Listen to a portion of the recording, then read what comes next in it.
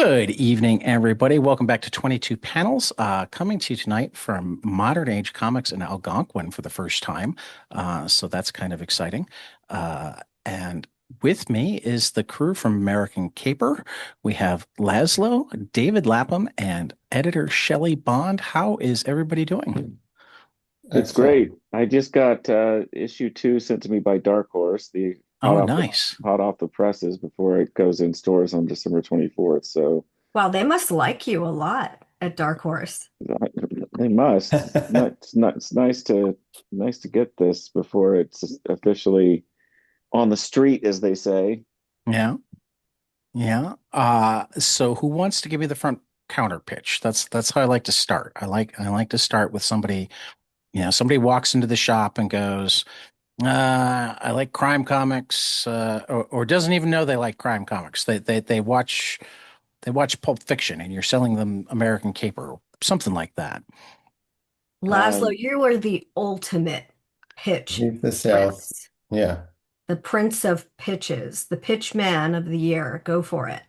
well, the idea behind American Caper was that Dan Hauser and I, who have written a lot on games like Grand Theft Auto and Red Dead Redemption, wanted to tell an American crime story and tell it in comics rather than in interactive games or linear animation. And so he had this idea about some escaped convicts who hijack a van full of immigrants who are being smuggled from Mexico. And the three convicts head to Wyoming in this fictional town called Verona and end up crashing between these two houses in this neighborhood. And on one side, we have a degenerate lawyer who's giving into gambling and seeing his career uh, go into the realm of defending awful human beings. And his wife has been radicalized by the internet and turned from one political side to the other and has gone completely crazy. And then next door, they've got the perfect Mormon family with the hot Mormon wife and the beautiful blonde Mormon children. But the Mormon husband is a hitman for his Mormon boss, and they are both families are intertwined in a real estate deal to build a luxury golf course. And then we have a slew of other characters, and we follow these two families. We follow the people in the van and the convicts and this maniac from Wall Street, who billionaire who moved to Wyoming to play cowboy and exposes a bit too much of himself at times. So it's a real sprawling story about uh, American crime, which is basically real estate, politics, and plastic surgery.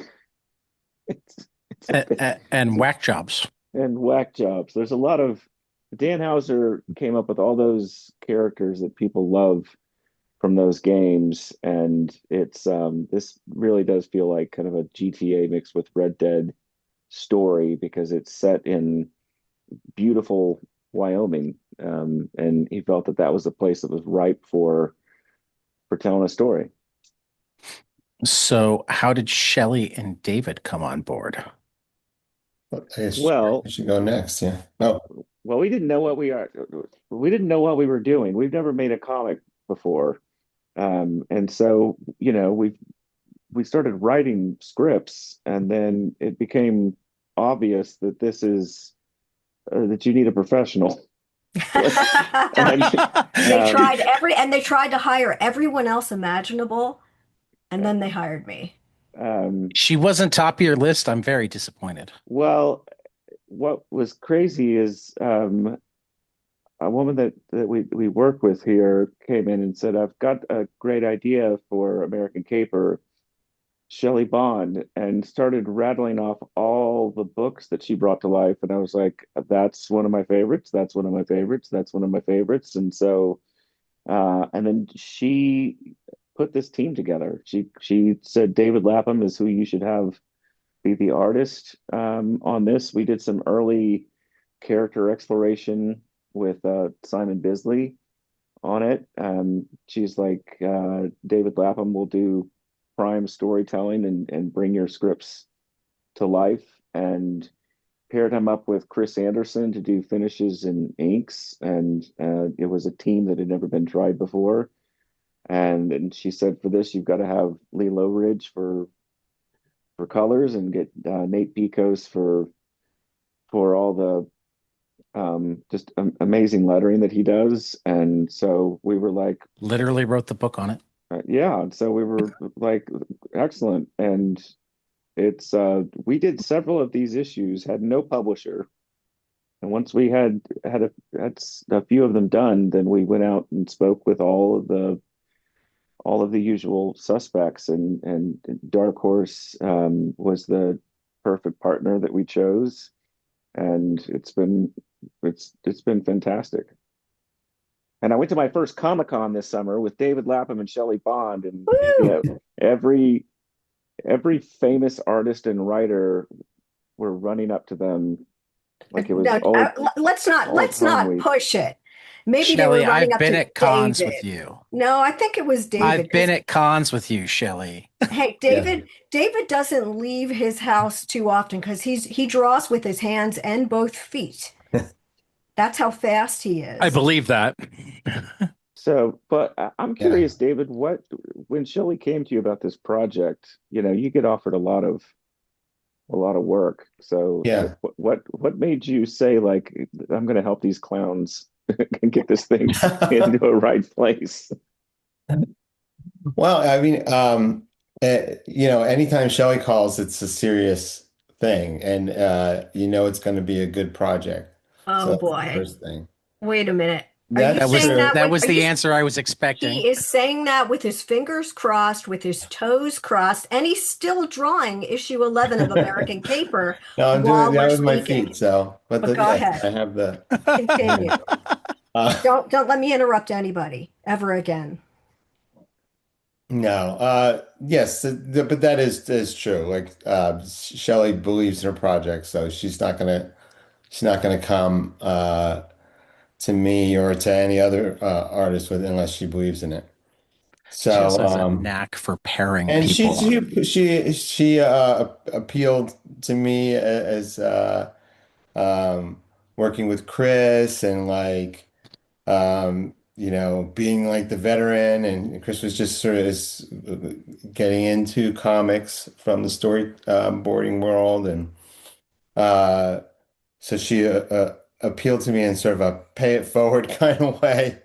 Well, and also I think it's fair to say, David, that I consider you, or maybe I just read it somewhere, that you are considered one of the greatest American storytellers of my generation, which I know I've been quoted as saying, and it may or may not be true, but I thought you were the perfect person to bring in on the front end, and I knew it was probably going to be impossible for you to help with the storytelling, both in the layouts and also just in the pacing and the pencils and inks. And I thought it really was a good opportunity to let you work on pencils to the point where you felt comfortable leaving them in someone else's able hands. Right, right. Yeah, and that was a big, and also the part you said about being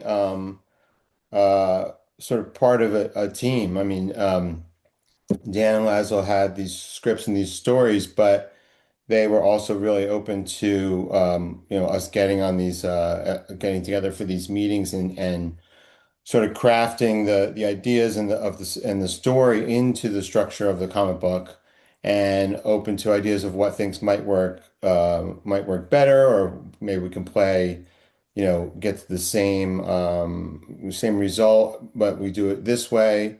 Um, and just that collaborative nature of it, which is really, really rare in comics, even though what I do, or what Maria and I do, like on Stray Bullets, where we're just a tight team and we do it all ourselves, that's super rare.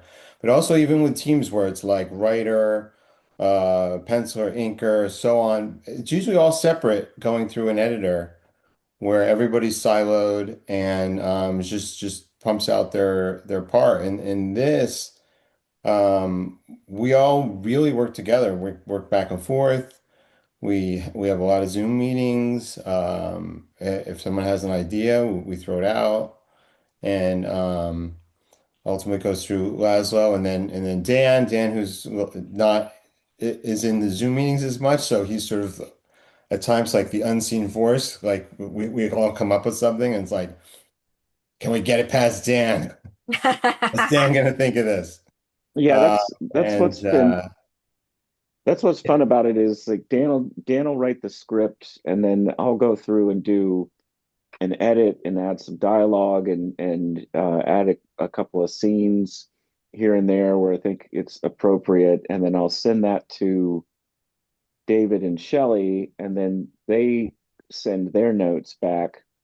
And I'll go to Dan and say, they think we should save this scene for the next issue, or we should bring the one that we had planned for 2 issues ahead, bring it forward and get to this. And it's a lot of helpful notes. And so um, Dan and I'll talk through them.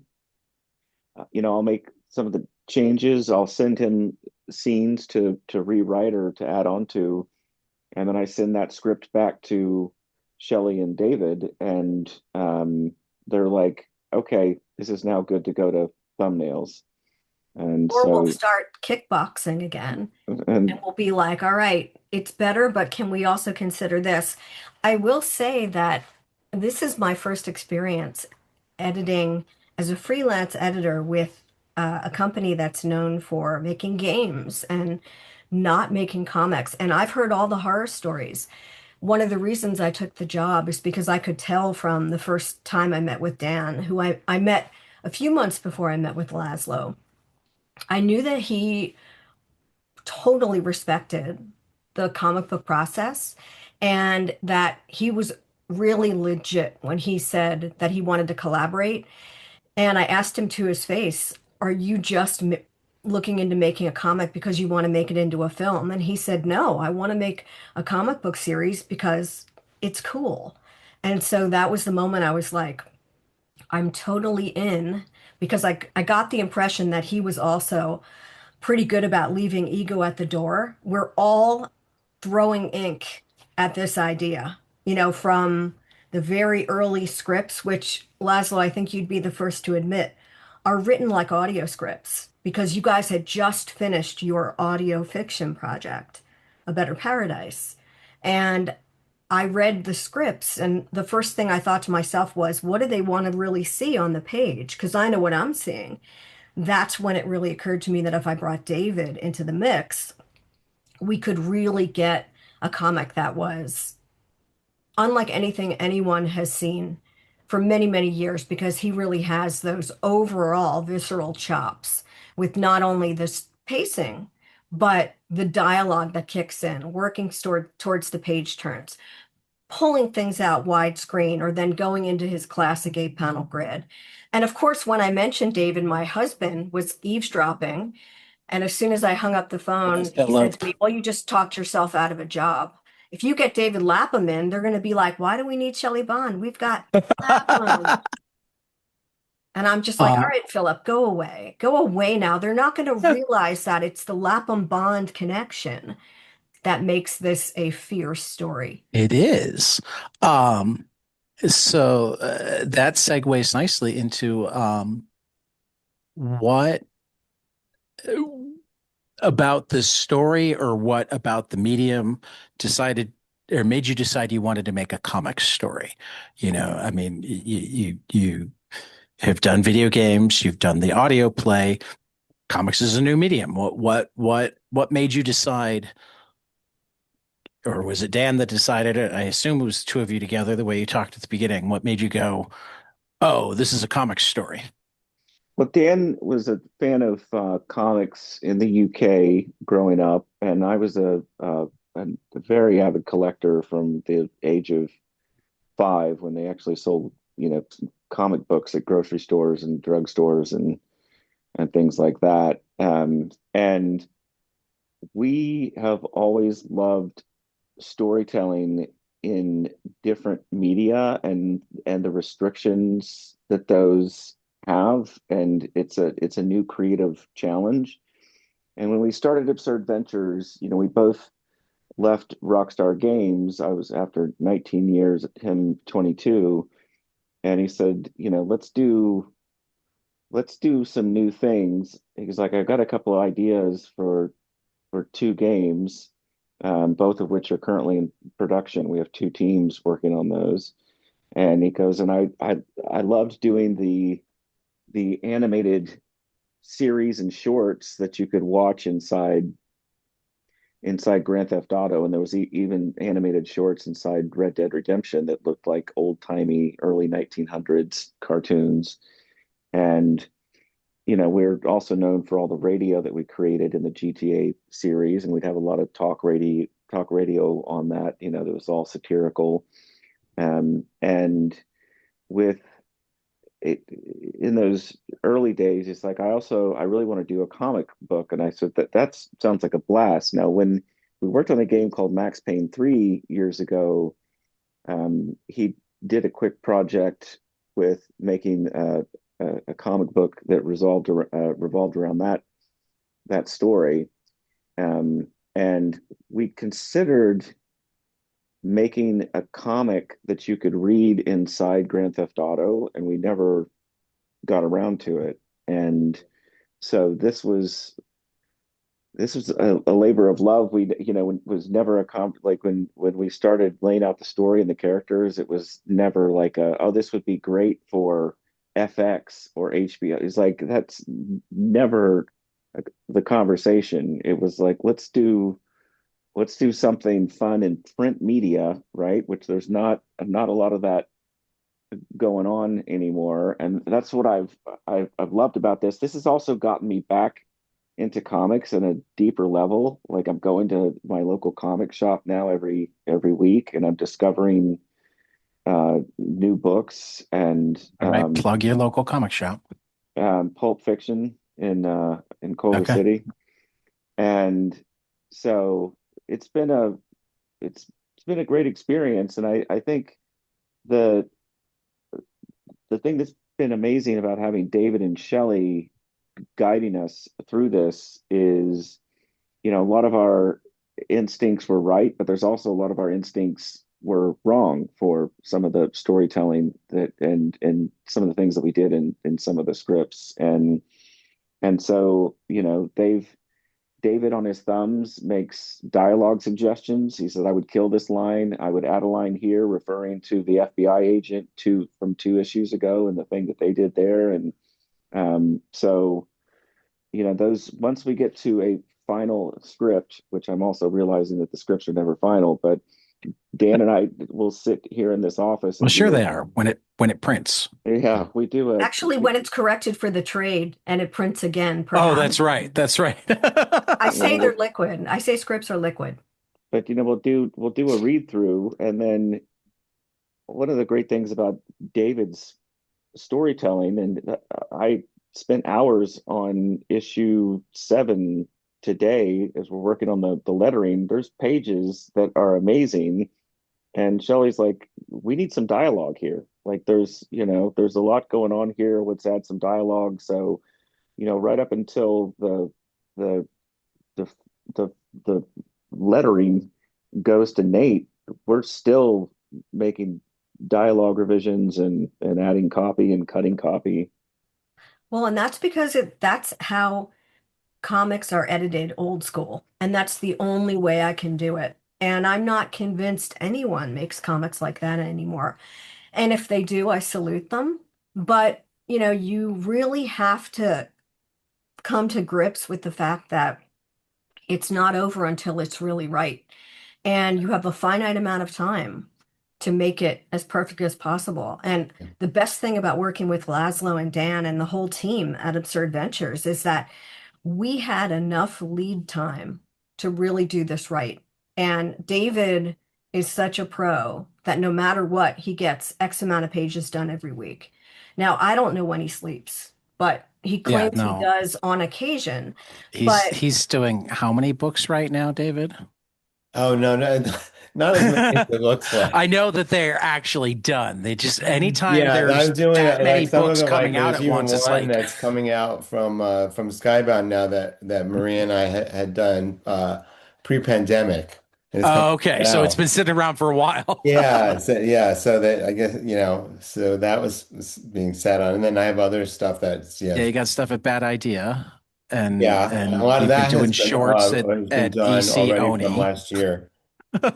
Yeah, and then mostly it's just this and the right now, and Oni's been throwing me a lot of the EC Right, shorts. right. But I think it's fair to say that it's the ticking clock that's so Yeah, critical for crime thrillers Yeah, and for monthly comics. I think that yeah, the beauty of the monthly is that, it's got a finite amount of time. And if you have a nice long lead time, you can work with a company like Absurd Ventures, throw them in the deep end as long as they're willing to, you know, tread water with you and take some of the notes, apply the notes and see how the process happens. And I still work with the old school Vertigo yeah. philosophy that like the ballooning and the thumbs are the best stage and the earliest stage to get the pacing right. And I Right, know that a lot of people just go right to pencils or inks, and I think that's a huge mistake. David right. can probably speak more about that succinctly. yeah. I mean, I've worked all different kind of ways. Like I find this even on our own book when we do straight bullets, it's like I've done thumbnails, I've done just go for it. Full scripts, notes, like, but the more you can do, especially like in a collaborative setting like this, it's like the thumbs are really, really great to do once we with the scripts at a certain point, it's like let's put this down and see how things develop visually because you can only do so much. I mean, it's a visual medium, so you can only do so much like on the written page. And you could spend days like trying to conceive a scene, but depending on like if it takes place on like a horse farm, it's like depending on how me or any artist like decides to draw the barn or draw the landscape, but it could literally change the whole way that the scene plays out. So at a certain point, we just got to get it down, and the thumbs are perfect for that, for everybody to see, and get on the same page and make adjustments, and then you learn like what dialogue you could maybe get rid of because we're seeing it on the page, and then what we might want to add or because there's a natural tendency, I think, when you just have the page, you're right. You're obviously some of the dialogue you're writing is sort of to describe a visual that appears in your head. But then when you've drawn the visual, you may not need that anymore. Right. And I think it's that repetition that the editor has to be really aware of. And I think in this case, I feel like we're all so focused on the big picture and the little picture together. I think Mhm. because Laszlo told me that he was a huge fan of a lot of my books, which I still haven't given him the official Bond quiz on the over 50,000 pages of comics I've edited, but I know he loved I'm, Fables. I mean, I think we should just do that right now. I think we will do No, that one day. I, But I will fail it. but Laszlo was seemed to be fascinated by the whole process, and I kind of believed him and took him up on it. And so yeah, we all kind of jumped in, we jumped off the cliff together with this, and it's been really fun. And this is a case of me customizing my editing style because I haven't worked for a big company in many years. Tad, you know that. You've been a Yep. huge supporter of Off Register Press, which I run with my absolute favorite artist of all time, who's not American, Philip Bond. I have to plug Philip for a minute. But this is customizing my editing was just something odd that I didn't even consider. And I absolutely love it. I love what we've worked out here as a process. And I hope it shows in the monthly series. Yeah, I when mean, the I was first two issues are amazing. Oh, thank you. I When I mean, was first speaking with Dark Horse, I said, so, Dan and I have written this comic. We've got Shelly, we've got David, we've got Chris, Lee. And they said, cool. So how many issues? Four, six? And I said, we're going for 12. we're going for 12 issues, and so because we've got a lot of interesting characters, and we find out more about all of them throughout it, and then of course, people die. Um, but which I've got a great quote here Oh from no. Shelley from January 3rd of this year. I also think people should die. Because Well, I was telling her some of You my get a thoughts. shirt of that? Yeah, I was telling her some of my thoughts. I was like, I think this, and she goes, yeah, I also think some people should die. So I was like, the ensemble cast that keeps growing can get unwieldy. And so yeah, that's where David comes in because I don't think David like has ever met a body he can't mutilate on paper. Now yeah, Sounds maybe about that's a right. false statement for the right reason. Let's put this in context, right, David? yeah. But so Yeah. issue issue two comes out on Christmas Eve, and I just got pencils for issue 11 from David like 30-40 minutes ago. The first half of the pencils, and so we're writing 12 at the moment. And like Shelly said, I like this lead time. It somewhat reminds me of video game development in that you're working far ahead, that allows you to make creative changes to your earlier work, because similar to video games, with this project, you're writing it as you go. People have this idea with a video game that you've got this huge script. You write the thing and like, we're going to go make a video game of this. It's not like that at all. You've got the story arc, you've got the beats throughout the entire arc. You've got the character descriptions and character models and designs and so forth, but you're writing the thing as you go, and you get to make creative pivots and changes. And so, there's people that we were like, this deplorable person is definitely gonna die early on, and they're like, I'm starting to kind of like not like them, but I think that's one of the great things about the characters in this series is that you you see people going down the wrong path or what sent them down that path. And you know for all the characters, we try to give them, there's some kind of humanity there, even if they are a horrible person, and you just want to reach through the page, especially with like William, the degenerate lawyer, be like, stop making bad decisions. So, Shelley and David, when you saw the early scripts, you already talked about that, like the need to work on them, but I'm certain that something hooked you, something made you go. I mean, just both from knowing Shelley and from looking at the art on this, like this wasn't something that you're like, oh, okay, you put enough zeros on the check. There was Yeah. there's It clearly a was love for the bananas. work. What? It was bananas. It's just crazy. Yeah. Like, I mean, it's a crime, but it's like there's a quite a big cast. We're following all different kinds of people, and there's just so many. And everyone's got a little bit of insanity in their own way. And I mean, the degenerate lawyer with the hot wings and gambling addiction, and the red-pilled wife is like the straight man of the Yeah. story. Um, Right.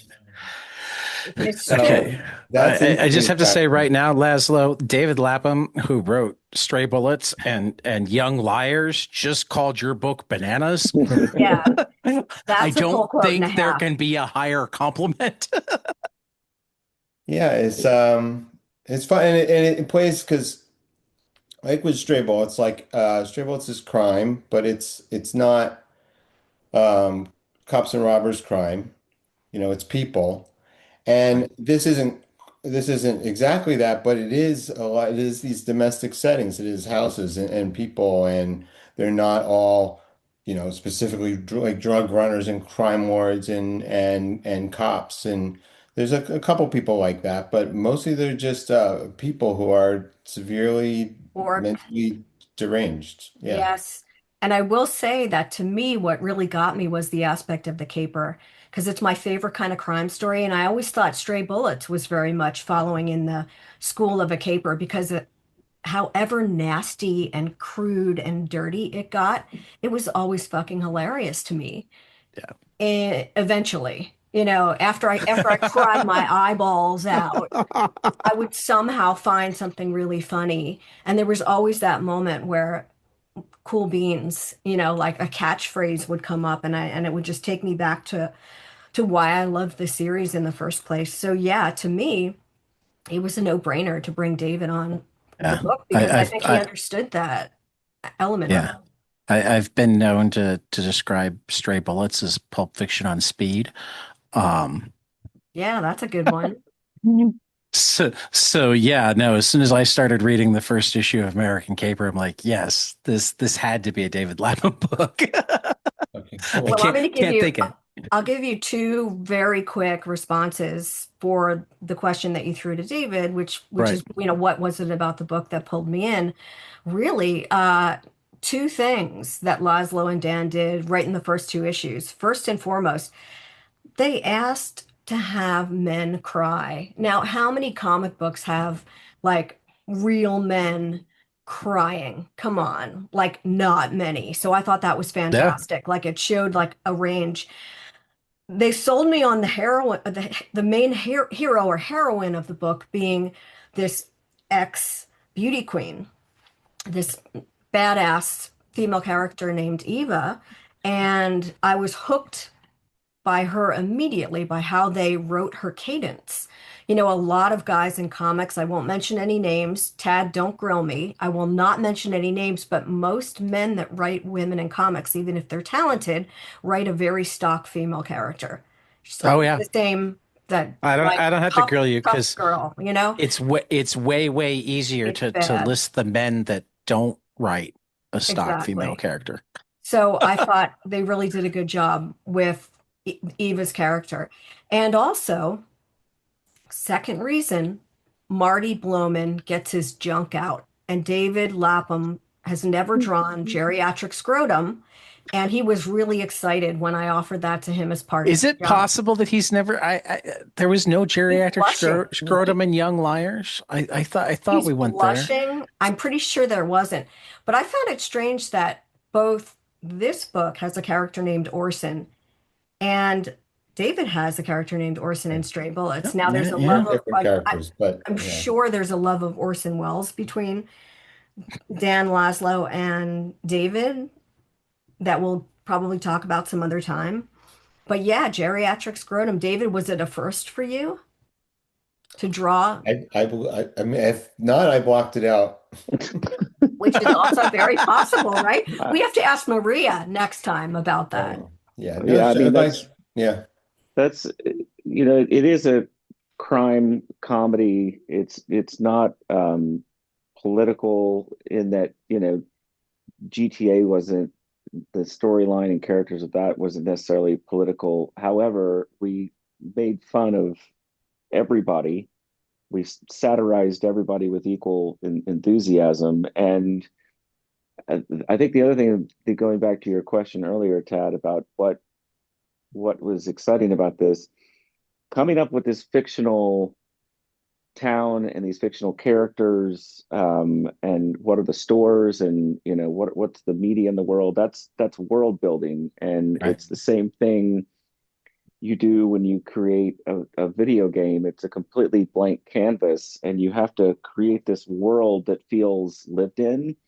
And I'll be going through pages that I've looked at some of these pages 20, 30 times as we've gone through the rounds of coloring and everything else, and I'll see some shit that David put in the background, and I'm like, wow, Yeah. that's amazing. And so, like, he's the perfect partner for world building, and making this place feel lived in, and also just seeing all these characters that have been corrupted by various things, whether it's religion, social media, um, politics, money.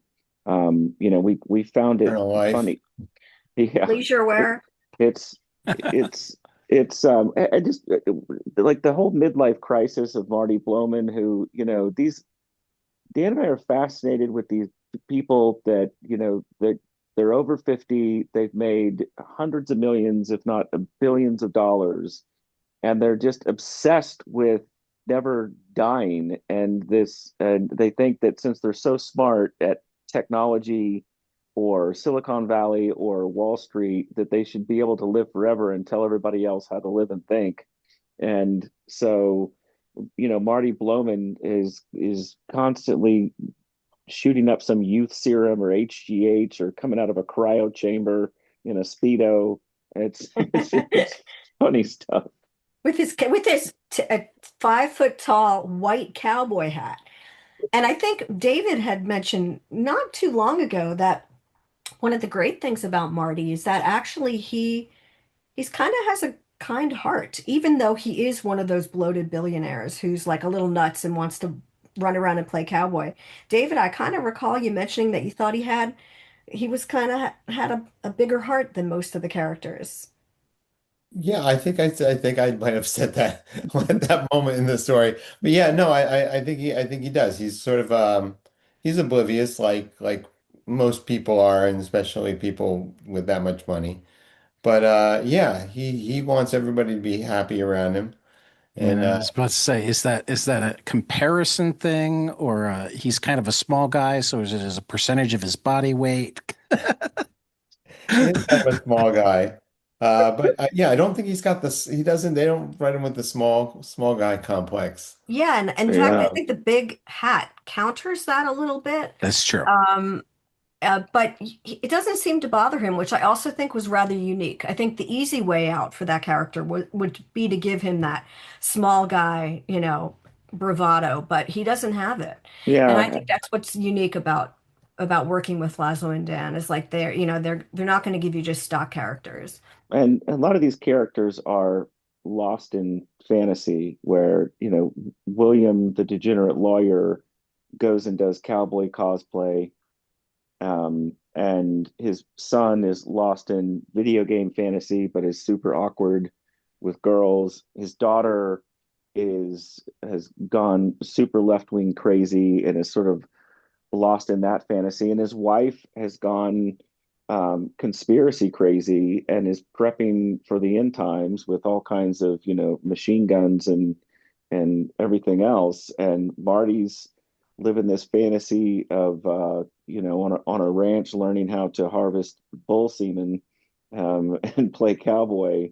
While So, his wife is on vacation with her rich girlfriends. which you never see her, you see, in which I think we're gonna fix that. But then also just the story of these, and it's even more appropriate now, of these people escaping horrendous circumstances south of the border to try to come make a new life.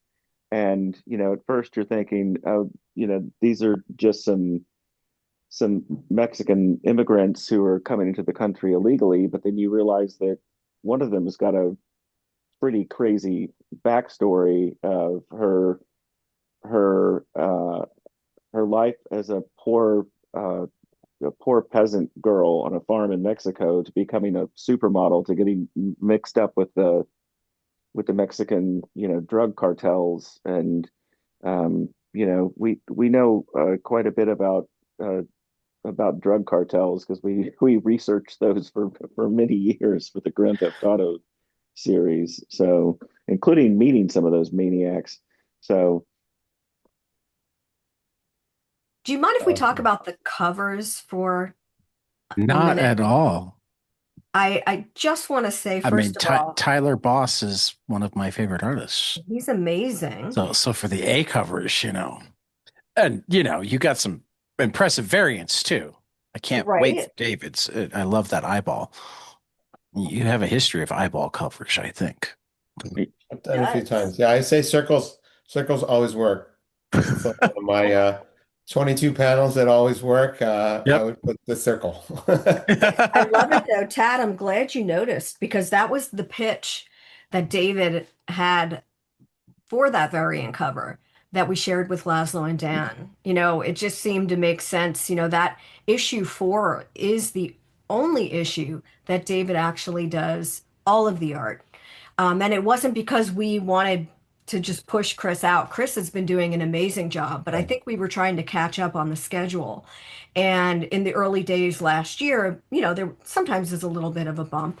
And it was a great opportunity for David to really flex. There's a scene in issue 4 where we have double page spreads that go on and on. I'm not going to say how many pages, but I haven't seen David do storytelling like this ever. And it's All I'm hard. saying is I expect PDFs in my inbox sometime Well, soon. we'll think about it. Um, I have to say, I always expect people to like bring their A game. And sometimes when they don't, I tap them on the back, or shake them. And that's never the case with David. I think even when he doesn't try, he David somehow have anything other than an blows A my game? mind. Well, that's the fun. This is the fun. The fun is the story is telling the story. It The, is. the Yeah, world and I building, the think storytelling, yeah. with the Otherwise, cut why bother?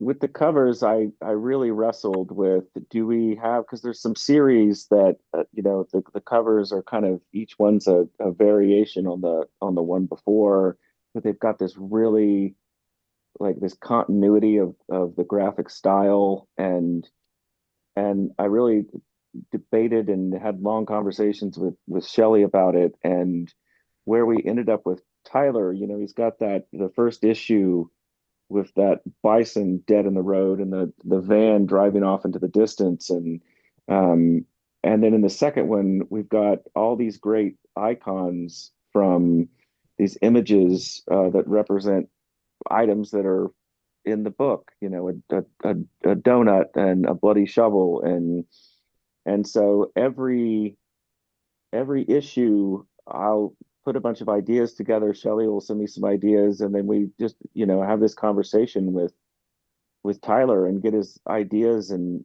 sketches. And I kind of, we've done like a couple of homages to classic paintings. I don't want to sort of ruin some of the Tyler covers that are coming up, but it's been fun so that it doesn't all feel samey, and so that it's, since there are so many different characters and it is a sprawling caper, to have these, on the stand. And it was a amazing moment for me going into the comic shop and seeing, American Caper there, with all these other books.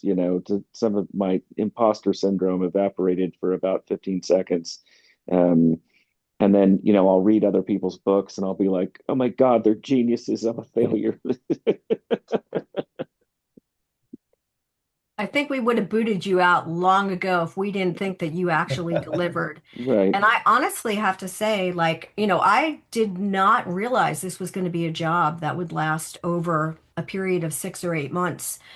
They renewed my freelance editing contract, and it wasn't a question whether I wanted to. I absolutely wanted to stay a part of the team as long as I could because it was just really feeling right. I've missed the monthly periodical.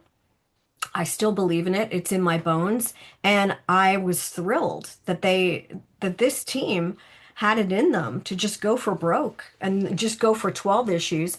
And the key that I've been trying to share with all the retailers and all the fans out there is that unlike a lot of other books that come out with a number 1 and you don't see a number 2 for 6 months because something happened, um, you can count on this book. Not only will it be at your store, in your pull list, reliable in your inbox every 30 days, you're getting more story for your money. You're getting 26 story in art pages, which is not the average number that Or more? periodical comics have. And included in those pages is often a fake ad, which, by the way, I love because it adds to the tapestry. And Tad knows Oh as yeah. as a loyal Black Crown reader, Philip and Oh I yeah. had so much fun crafting our fake ads. Well, Lazlow is responsible for so many of the fake ads in the Radio Lazlow segments and stuff from GTA, as my son reminds me over and over again whenever he comes home from college. So it was like a no-brainer to suggest to Lazlow, like, hey, why don't you write some of those for the comic? Because there definitely are times where the characters in the story require us to kind of push the pages around a bit. So those back-to-back double page spreads, three in a row, land properly. So sometimes you do need an ad to kind of land on a left-hand page or a right-hand page so you get that page turn. Laszlo, tell us you did not have fun writing those fake ads. Oh, I mean, Dan and I love making satirical ads. We started in 2001 making fake radio commercials for Grand Theft Auto 3, and with every game, we went from doing, fake ads on the radio to then fake ads on the in-game TV that you could watch. We also made all the fake TV shows, and not fake, but satirical between 2D animation and actual motion captured 3D short films and everything like that. And then, um, for GTA 4, we created a fake in-game internet that you could scroll through. And it just, like Shelly said, it adds to the world building. My first job, like at the end of college and after college, was making commercials at a rock station. And so when I moved to New York and I was working at a modern rock station, and was syndicated doing a feature about technology and games and the internet, and which was sort of a novel concept and starting in 95.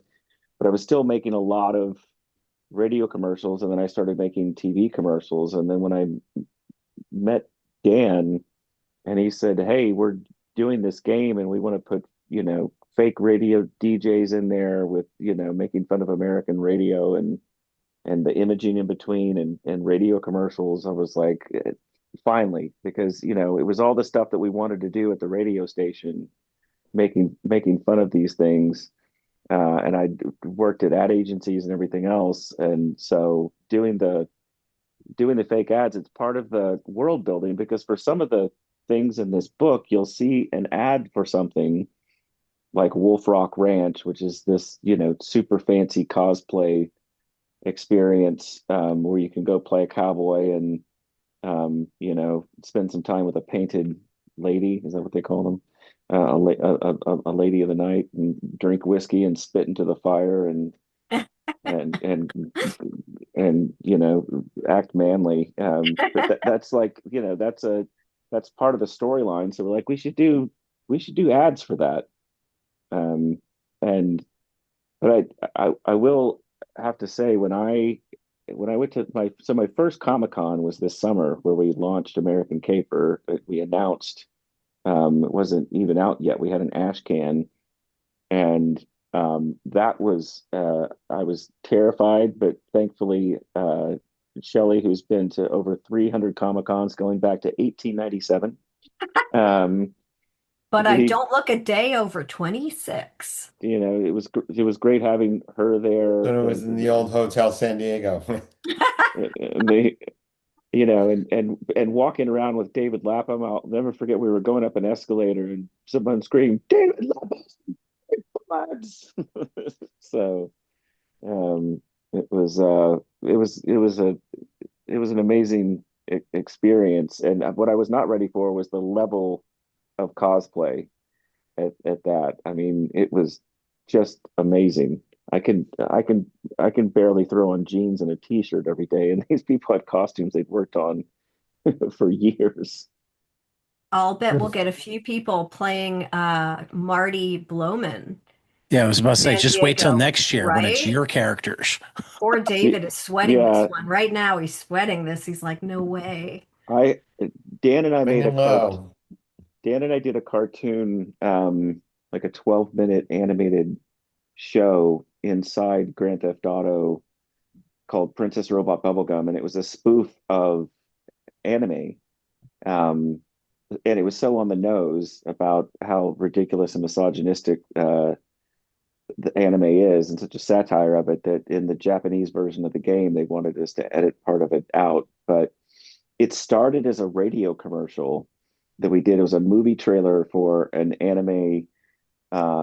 an anime film called Princess Robot Bubblegum, and I went to this party, and this woman came up, and she was dressed as that character from the radio commercial. She's like, "I'm Princess Robot Bubblegum. I'm the character that you created." And it was such a mind-blowing moment.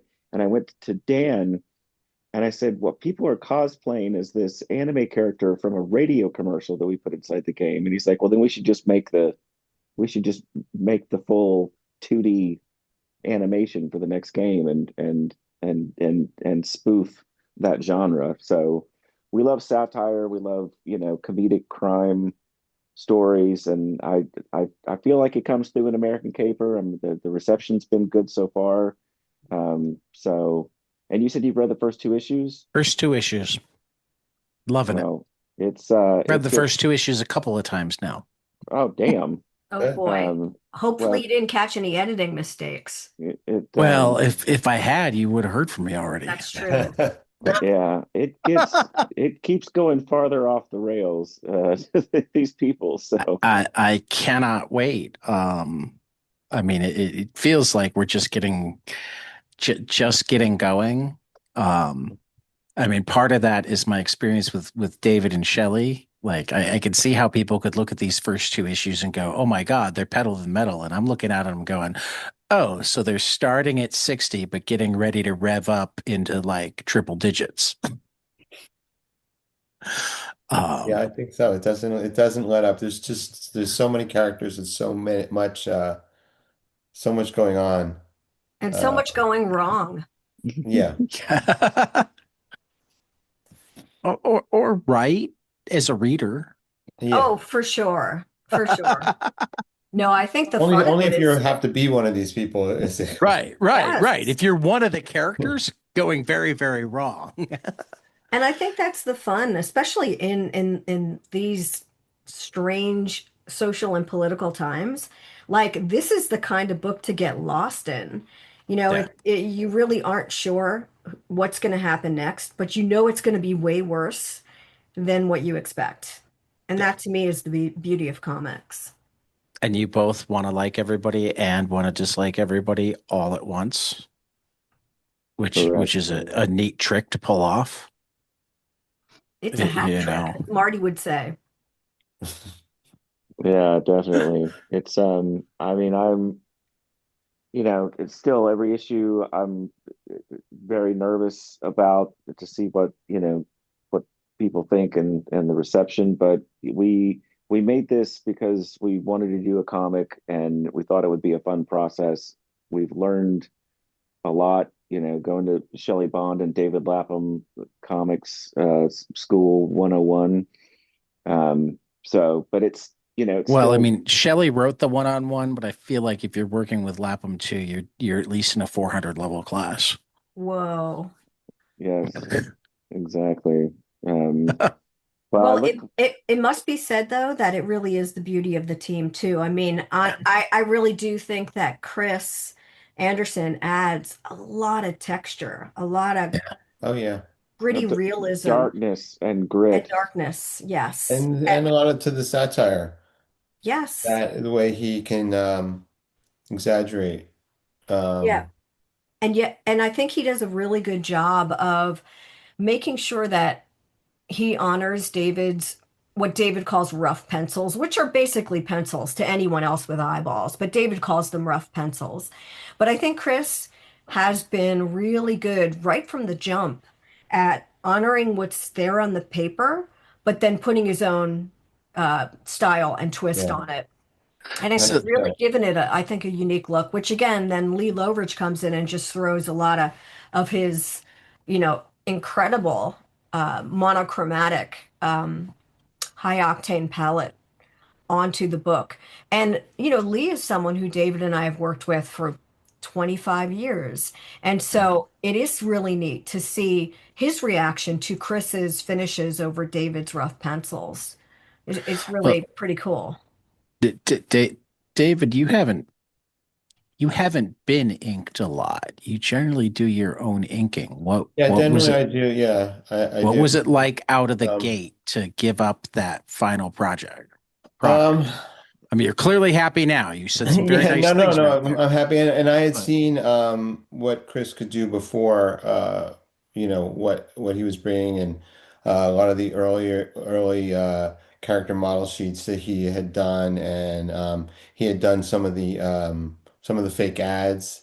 Um, as I was talking to Shelly about coming on board, and so yeah, it was exciting. I mean, mostly it's just doing your own inks on it. Just to me, it's just a practical thing. It's like you have to pencil less, you Mhm. know. And but at the same token, that's one of the good things here is like I'm basically penciling about to the point that I would pencil if I were going to ink myself. And then Chris is able to just take it and do his interpretation on it, which is terrific. And I think it must be said that it's the editor's job to do a test sample before anyone says, yeah, you're hired. And I think that's another thing that people don't do anymore. Like to me, something can work really well in your head, and you can say, oh, I would put Charles Burns over anybody because he's just an exquisite anchor. Well, maybe he wouldn't look great on a certain penciler. Uh, you just don't know. Some people really don't mix well on paper. And Hmm. that's the beauty of having someone come in and saying, "Hey, let's do a sample page. Let's see what Yeah. it looks like." And that's when the editor talks to both Chris and David, and then obviously I had to present it to Dan and Laszlo as well as an option. And so we all talked. It wasn't like some kind of surreptitious going behind someone's back. It was all very much straight up, "Hey, this is an idea. Let's see how this works."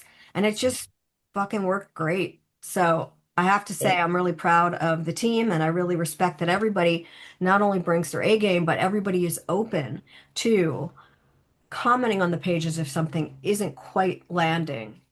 We're all in this to Right. make the story and the art as great as it can be. It's And I have to say to Chris's credit too, is like, so if you're gonna work with me and come in and ink over me, that like I draw a lot of stuff on the page. I set characters in the scene, so there's lots of backgrounds and lots of elements and furniture and things props. on the furniture and all of this kind of stuff. And you have to be willing to go in on that and do all those details and everything. And Chris is not only like in with both feet, like he adds stuff, he adds like Shelly was saying, he adds texture and he vibes into the to all the little bits and and that which increases the sort of this the satire of this Americana that we're creating. It's so true, and I think it's fair to say you can see Chris's heroes based on the type of cross-hatching he might do on a particular character's face or the shadow work. Sometimes you'll see a page that looks very Toth inspired that perhaps was laid out that way by David. I'm thinking of the last page that Chris just inked that he turned in an hour ago for issue 10. I mean, it could be a cover. It was so Oh, I dynamic. can't And wait to to see me, that. it was very Toth inspired. But yet you can see some Bernie Wrightson in the right places. So it's incredible. And that to me is part of the joy of editing a monthly book. When you find that click, and we all know it was there with Mark Buckingham and Steve Lealoha. And to find another team on a monthly book like this, to me, that's the magic of comics, and that's the joy of editing. Mic drop. you're great at mic drops. So I'm going to pick up the mic and say, Leslie, this is your first comic. So what has surprised you about working in the medium? What have you gotten pages back and looked at and gone, oh, that's so much more than I thought we were doing here. Like what what didn't you know coming in that has excited you? I'm assuming there's something. I'm assuming that you're not sitting there going, "Oh, I thought this was going to be great, and now I'm just slogging through it."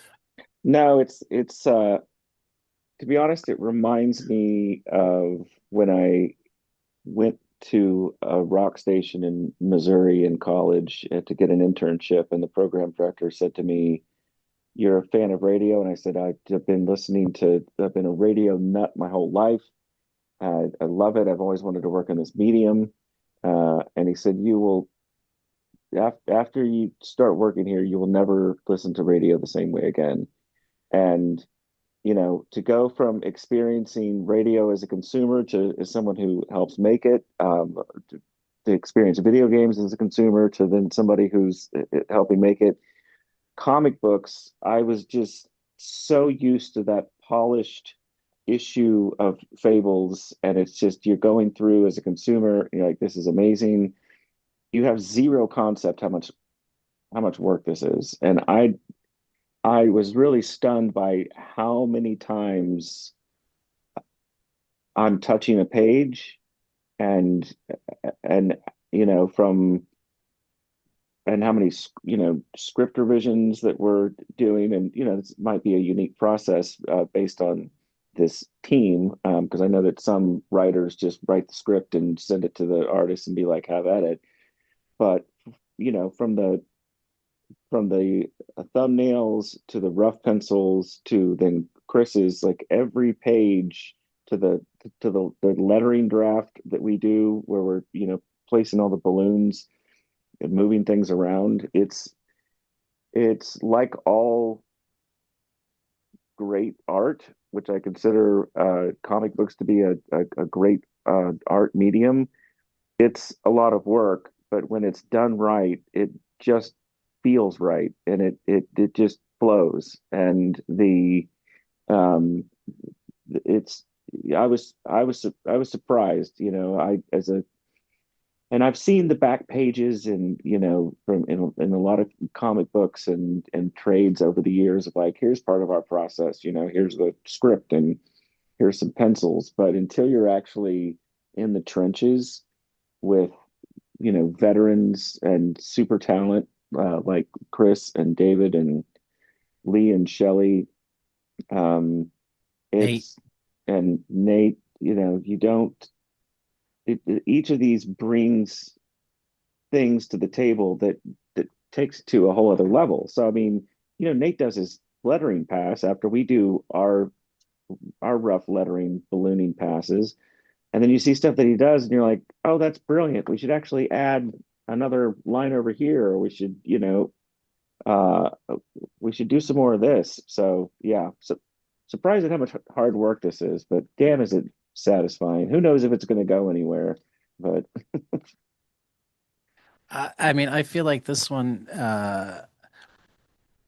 with comics, you've got two lifespans. You've got the single issue lifespan, and you've got the trade paperback lifespan. I hope that this does great in single issues, but this is going to be a trade that's on shelves of comic shops forever. I Yeah, mean, I haven't even read it all, but just based on what I've seen already, yeah. this is not going to be one. Good comic shops will have it with Stray Bullets, with Criminal, with you 100 know, bullets, 100 Bullets. right? That's what Right, I think. It really felt to me like the kind of Vertigo book that I would have edited as part of, my crime area, right. had I still been at Vertigo. And I really do think it stands on its own at this point Yeah. because of no fear factor from Mhm. Laszlo and Dan and the rest of the Absurd Ventures team, and also Dark Horse. I'm going to give a shout out to the rest of our editorial team. We do work in tandem with Daniel Shabon, who is great, and he's Yeah, basically one of our these life. days I got to reach out to him. Yeah, Yeah, I know he's he's he the lesser Chabon brother, but well, he's the lifeline yeah, between all of us and Dark Horse, which is our publisher. So he really right. keeps us on track with the schedule. And his accomplices, Foster and Chuck, do a terrific job. And we, of course, work with Jesse Cortez who is the assistant editor, who's part of Absurd Ventures. So it's a sprawling team, which is appropriate for a book like American Caper that has a sprawling cast of unhinged characters. Well, and I did notice that at least at Absurd Ventures, it says you're starting with 12 issues. So we can hope that you love it and come back for more. Um, I don't want to take up too much of your time, but I have a couple questions that I like to ask everybody. One of them's newer, so Shelly hasn't even officially had to answer it, and the other one's just an old standby.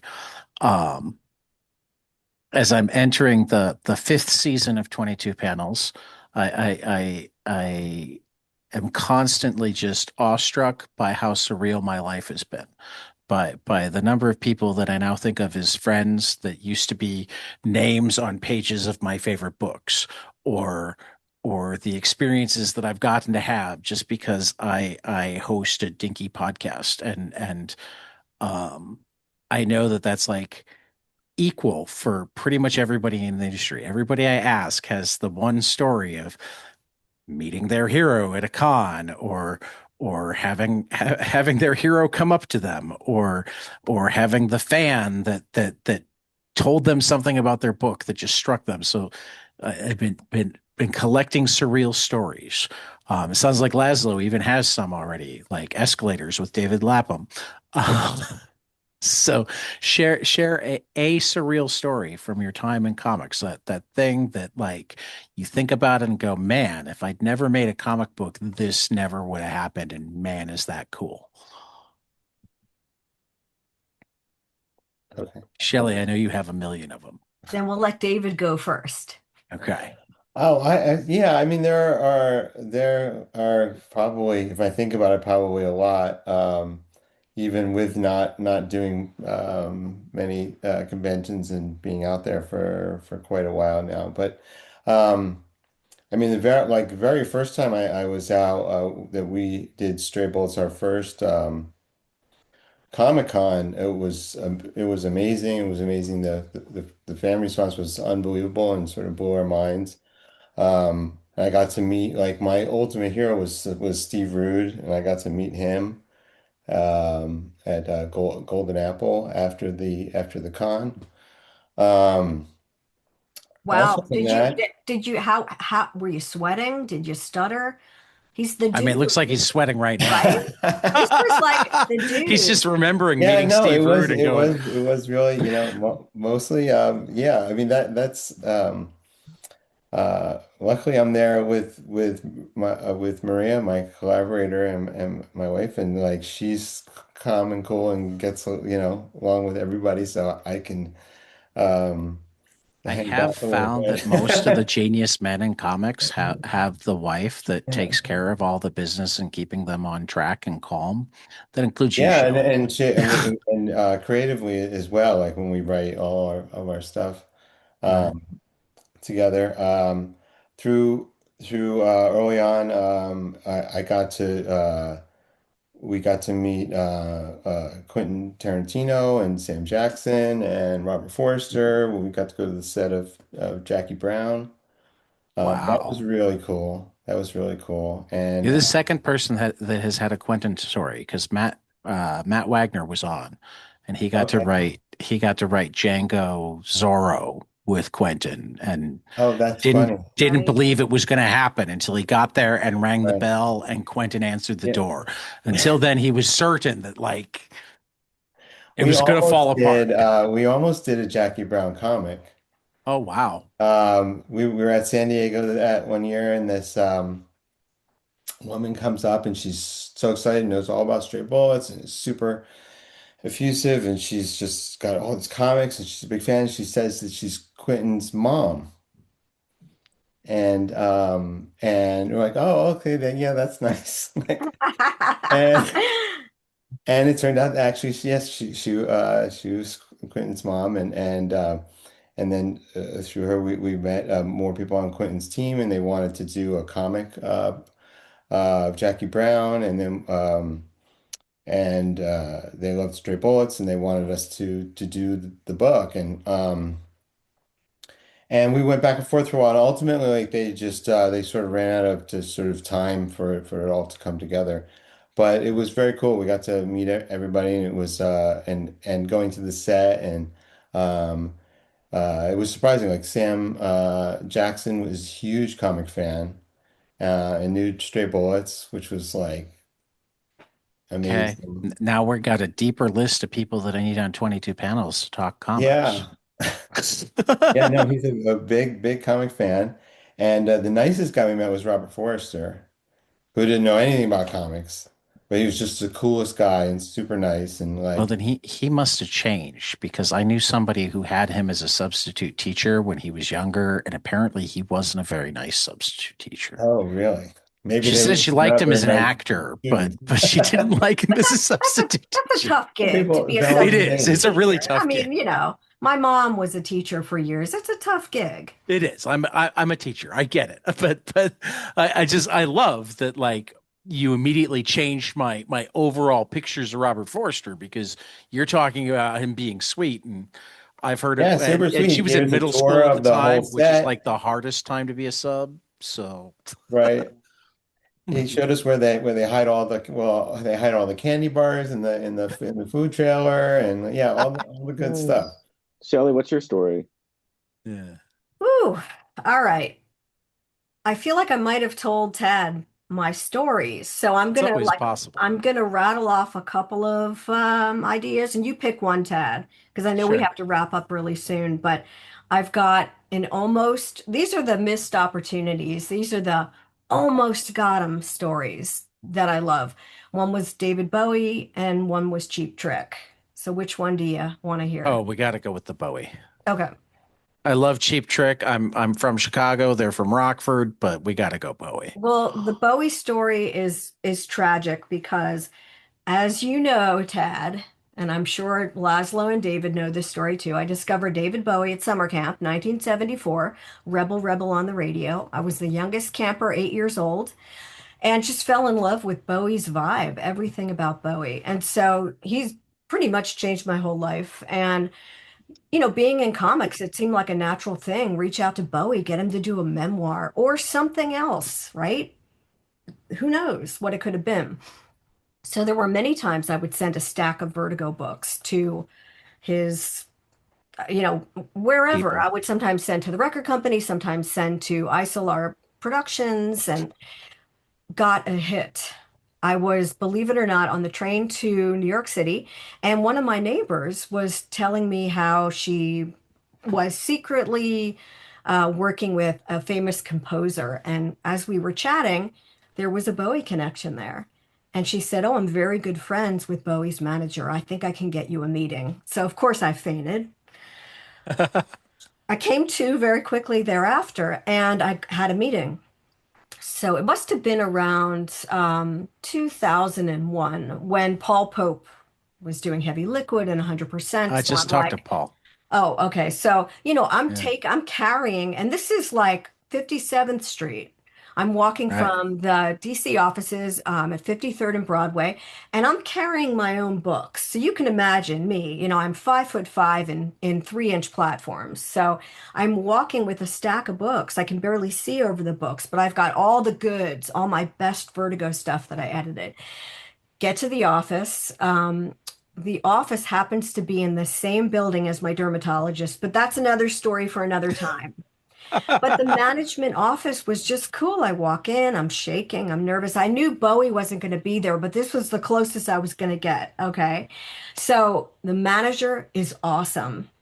As soon as he says hi to me, he sees I can't shake his hand because I've got a tower of books, comics in front of me. He's like, "Please come in, have a seat on the couch." I dump the books on a coffee table. He's like, "Have a coffee, have some stuff." We're chatting. He is so nice. I explain my spiel, who I am, what I want to do, Bowie, etc. And we're just chatting about art and comics for about 40 minutes. And he says, "Shelly, I think this is the coolest thing. And I know that David loves comics, read comics. He's so well read. One of two things is going to happen. I'm going to pick up the phone and call him over the next day or two, and you're going to hear from me in a week. or you're not going to hear from me again. He's just so busy. And as much as I think he'd be very interested, and he probably knows Vertigo as an imprint, it's just a timing thing. He's just in demand. So, I said, "Hey, I'm just thrilled to leave you with the comics, and it was great to meet you, and I'll send you a Hanukkah card." And I did, and I never heard from him again. But it was a hell of a meeting, and I really Yeah. respect that he was straight with me. And that's exactly how I like to be with people as well. I didn't want to just sit around like twiddling my thumbs. I also didn't want to harass him. So Right. I liked how he left me, and I thought that was very Yeah. cool. But yeah, I was pretty gutted, but then I had to move on, So I've been Yeah. trying my whole career to celebrate the music and comics connection because it was Love and Rockets that pulled me in, you know, Wow. by the lapel. Yeah. But Cheap Trick, you never know. Next time I'll ask about Cheap Trick. All right, it's a date. I, yeah, yeah.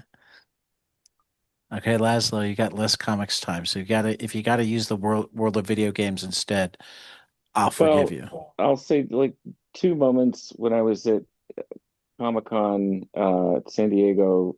Shelly's like, "Hey, I want you to meet my friend." She pulls me over like 20 feet, and it's Bill Sienkiewicz, and I was like, "Oh, wow, wow." I, Um, that's how I felt when I met Bill Sienkiewicz. and the other Haven't had him one, on the show yet, but that's how I uh, felt. a friend of mine, who we became friends like 3.5 years ago. She's a brilliant writer, and has written on HBO shows and in video games, including The Last of Us. And um, I was said to her, I was like, "Hey, Dan and I are doing a comic book," and she's like, "Oh, a buddy of mine does comics. I'll put you guys on a text thread to chat." It was Ed Brubaker. So that was an interesting one for video games. Over the years, we stopped working with celebrities. Like early on, we cast celebrities, but as the games got bigger and the time demands were such that it was just difficult, and working actors were or celebrities that reached out to us that were like, "I would love to work with you guys." Um, but I was doing the syndicated radio feature called the Technophile, which was this 60-second update on technology and the internet and such that I'd spoken of. I did that from 95 to 2007. And a PR person sent me a thing that said, Will Wheaton has got a book that he's written, and, we're doing press interviews. Do you want to, get a couple of sound bites from him? I'll send his book. And watching, I was a big Star Trek fan, and watching Next Generation, it was like somebody like me was on the bridge of that ship, and it felt cool. It wasn't just a bunch of older people. It was like, "Oh, this is great. There's a young person on it." And so I was a huge fan. So they were like, "He's going to call you at 2 o'clock," and I go, "Okay, I'm not going to say Star Trek. Don't say Star Trek. Don't say Star Trek." Right? Because I'm going to talk to him about his book, and there's so many of those people. It's like I'm sure they get tired of being asked the same things and all this kind of thing. And so calls, and they said, "Hey, I won't take up much of your time. I just need to do a quick 5-10 minute interview about the book, and I'll pull some sound bites." And he goes, um, "I have to tell you something." I was like, "What?" He goes, "I'm like a massive fan of yours. I love your work." And I was like, "Wow, okay. Well, then since we're saying that, I'm a big fan of yours." And so we ended up talking for like an hour and a half and became good friends. And it was a sweet, sweet moment in my career. So Yeah, That's that's cool. amazing. but I don't have the stories like Shelley and David. But No, well, those are good stories. I'm Those are glad you good like stories. I'm glad you like American Caper. I look forward to hearing what you think about issues 3, 4, and 5, Uh-huh. uh, You'll hear and as soon as I read them. And and But six, now beyond. I seven, eight, nine, 10, 11, and 12 coming at Yeah. you exactly. monthly. Exactly. But now I got to ask the standard final question. Tell me something you love, preferably a comic, but we don't have rules. Preferably storytelling, but again with the rules. But something that you love that not enough people around you have experienced and you want them to, so that you have more people to discuss it with. Oh boy. David. Why me? I mean, I know Shelley's the one that should be prepared. I ask this I question know every time. I know the answer to that. It's Popeye. Because you told me that, Popeye? Yeah, yeah, that's true. Popeye's like the thing, my thing.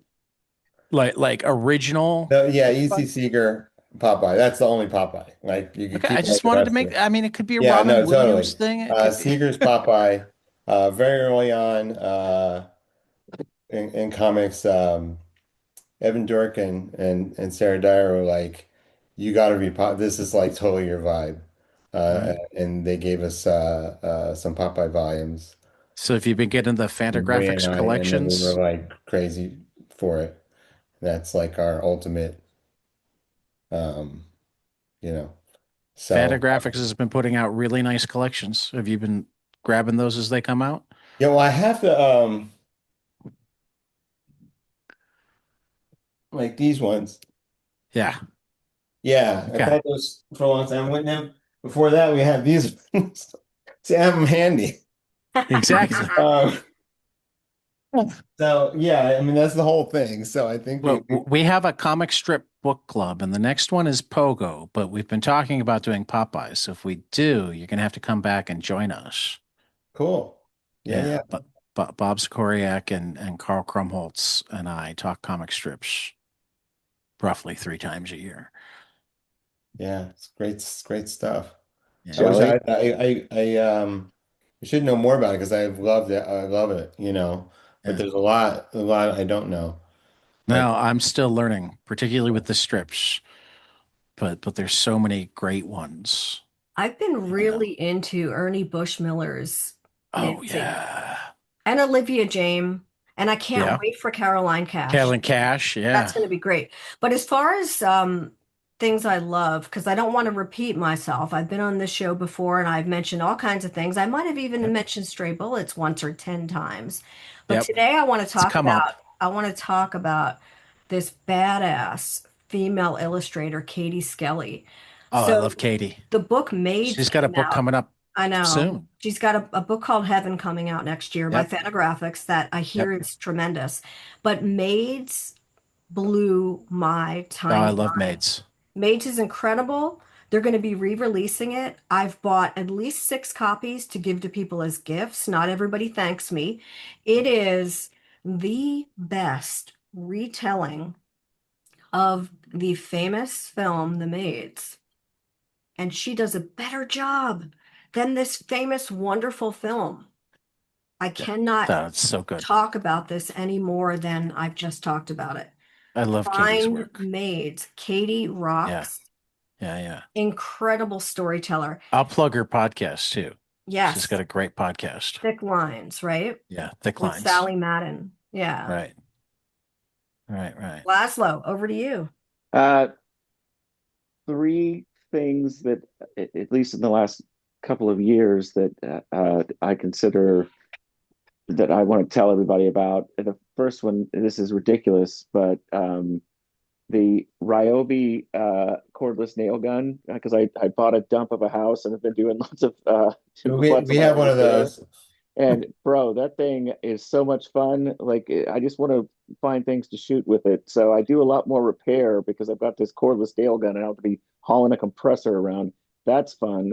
Um, the other thing is a game I've been playing on the Steam Deck called Dispatch, which you're dispatching superheroes. Okay. That's a lot of fun, and it's like an animated. It's like you're watching an animated TV show that then cuts into gameplay, and you have to make decision trees with dialogue, and you have to figure out which superheroes to send to which altercations. Called Dispatch. That's a fun game that's doing really well that I just discovered like 2 3 weeks ago, and then finally, now that I'm going, visiting lots of comic shops and haven't really been frequenting comic shops like I used to. I went to the comic book store that I went to growing up in Oklahoma, and when I was telling them about American Caper and how excited I would be if they actually carried it, because that would, and then I could buy a copy next time I'm in town visiting family. I always like to ask, and it reminds me of going to record stores. And I used to work at a record store when you could go in and ask people who are inhaling culture for a Hmm. living, and they can sort of get a sense of what you're, what you like, and they recommend something and that you're just like, wow. Um, and they said, here's a book that we're big fans of in the shop called Beneath the Trees Where Nobody Sees by Nobody Patrick sees. Oh, Horvath. Patrick Horvath. And I, so I picked it up and I was reading it on the plane, and I started handing it to people here in the office. I'm like, you got to check this out. And then at the Revenge of block party, I actually met Got him, to meet him. and which He's a great guy. was super cool. And I gave him a copy of American Caper, and we exchanged info. And I what I love the creative industry and meeting other creative people. And when you get into those, I mean, the conversations that I have with Shelly and David and Chris, it's because they're extremely creative people, and it's exciting, it's invigorating, it pushes you to be more creative. So those are my three: nail guns. Those are And great. Though Shelley was trying to make you say fast times in comic Hey, book editing. what are you accusing me of, Tad? I got you this exclusive interview, No, Tad. oh, I'm How sorry. I'm dare sorry. you Shelley make up was a Shelley was story about me? reminding me to plug Fast Times in comic book editing. What's that one? Oh, I Doppelganger. I can't wait to have that in my hands. Yeah, you were one of the backers. I hope you're Yeah, I excited was. about it. Books are going to I'm super land. excited. It Books looks landing beautiful. on 12/15. Yeah, yeah, yeah, yeah. I'm looking Fingers and forward to toes that. crossed, like Yeah. David Lapham as he's drawing with his fingers and ankles and toes crossed, and still Um, draws like nobody's business. I mean, like, so are you better right-handed or left-handed and right foot or left foot? Um, It depends. If you don't like it, then it was with the left. right. Well, so thanks for having us on. yeah, I'm gonna wrap us up really quick. I did wear my Orioles cap today to remind me to ask David. Yeah. You have a panel at an Orioles game and a wonderful picture Yeah. of Eddie Murray Yeah. Yeah. hitting. Are you a That's my baseball favorite. fan? He's my favorite. Yeah. Okay, I don't actually follow baseball so much anymore. Just it's like because it requires so much time to that's follow fair. baseball, you know. But I grew up Orioles fan, Murray and Ripken and My McDusty. wife made me a T-shirt of that panel. I have Oh, that's the Eddie. awesome. I have an Eddie That's Murray, awesome. David Yeah, I had Lapham Eddie Murray T-shirt. a childhood friend who lived in New Jersey near me, and we were friends, and he moved down to Maryland. And I'd go spend summers down there, and his family was a huge sports family.